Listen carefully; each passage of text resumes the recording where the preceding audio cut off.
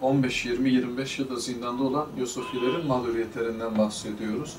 Ergenekon'un çıkmış olduğu, balyozun dışarında olmuş olduğu, hatta bu da yetmezmiş gibi iade itibar, daha sonra tazminatların verilmiş olduğu bir ortamda İslami hassasiyetinden dolayı zindanda olan Yusufilerin görülmesini istiyoruz bir an önce.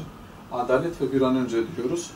Ve yetkililere şunu söylüyoruz, gerek Adalet Bakanı'na, gerek Cumhurbaşkanı'na, Sayın Cumhurbaşkanı'na diyoruz ki yeter artık. Bu Yusufileri de bir an önce görün. Allah muhafaza gayretullah'a dokunabilir diyoruz. Asr-ı saadeti hatırlayın.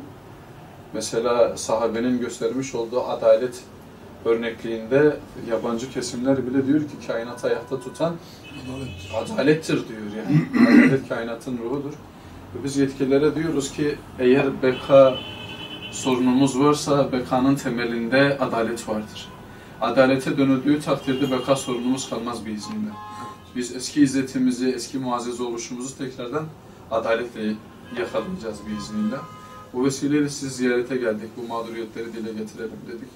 Siz de defaatle dosyaları bizden daha iyi biliyorsunuz. Okuduğumuz zaman dosyaları veya aileleri ziyarete gittiğimiz zaman öyle mağduriyetlerden bahsediliyor, anlatmakta zorluk çekiyoruz. Mesela bir Enver Kaplan 19-20 yıldır cezaevinde. Evet. Bir Veysi Ülsen 20 yıldır cezaevinde. Hatırlayacağınız üzere birkaç yıl önce Veysi Ülsen'in kızı evlenir, evlendikten sonra bir çocuğu olur, götürür babasına. Baba affına sığınıyorum, bu senin torunundur der. O da der ki Allah şahit olsun ben zinana girdiğim zaman kızım böyle kundaktaydı. Şu anda torunum geldi diyor. İşte bu mağduriyetleri dile getiriyoruz ve getirirken de agite etmek için değil, mağduriyetler görülsün diye söylüyoruz. Ve bu konuyla alakalı sizden de destek bekliyoruz. Bu dosyaların hemen hemen ilk başlangıcını ben hatırlıyorum, biliyorum. O söylediğiniz isimlere ek olarak ben şunu da söyleyeyim. Zannediyorum Abdullah Arasan 20 yıldır şu anda Fethi zindanda. Orhan Özdemir çok keyfi bir şekilde iade şartlarına aykırı bir şekilde yargılandı ve ceza kanunu geriye yürütülerek mahkum edildi. Çok iyi biliyorum. Evet. Yani Türk Ceza Kanunu'nun olmayan bir maddesi geriye yürütülerek Orhan mahkum edildi. Faruk Afşin hakeza 20 yıldır yanılıyorsam cezaevindedir. Nuri Arslan 20 seneden beridir. Ve çok enteresandır. Ben tam biraz daha detayını söyleyeyim. Abdullah Arasan 8 gün gözaltında kalmasına rağmen, bunu inşallah yetkililer de duyar, kendisine dayatılan tutanağı, ifade tutanağını imzalamadı.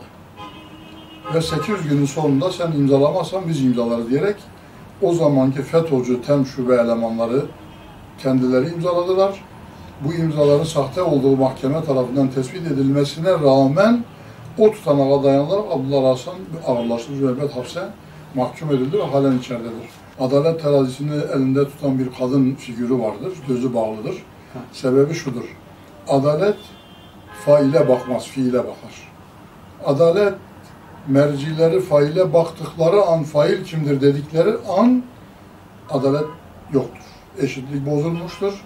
Adaletin birinci basamağı yırtılmıştır, yıkılmıştır. Bugün Ergenekon sanıkları ağırlaştırılmış müebbet hapis almışlar, dışarıdadır. Poyraz sanıkları ağırlaştırılmış müebbet hapis cezası almışlar, tutuksuz yargılanıyorlar. Ama infazının bitmesine 3 yıl, 4 yıl kalmış insanlar ki şu anda zaten iade-i muhakeme talepleri kabul edilse bile hemen hemen cezaları bitmiş durumda. Bu bir iade-i itibardır, kabul edilmesi lazım. Yani sizin Yusufi dediğiniz kardeşlerimiz, onun dışında çok büyük bir mağduriyeti olan mesela Şah Merdan Hoca Efendi var. Buna benzer birçok insan var.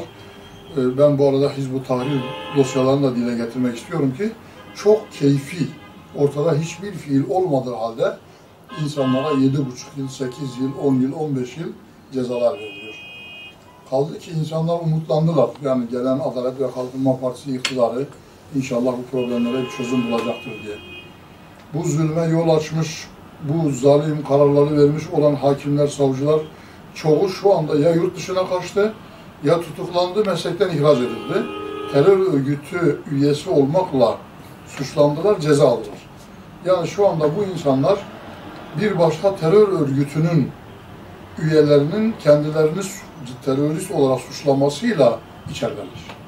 Ki o zaman bu dediğimiz hakimlerin, savcıların mensubu oldukları terör örgütünün lideri bu cemaati bitirin, bu Müslümanları bitirin, yok edin diye talimat verdiği de bugün medyaya yansıyor ve kabul ediliyor. Yani bu insanlar kendilerinin can düşmanlarının, hasımlarının verdiği kararlarla şu anda içeridedir. Onun için ben bu söylediklerinize katılıyorum.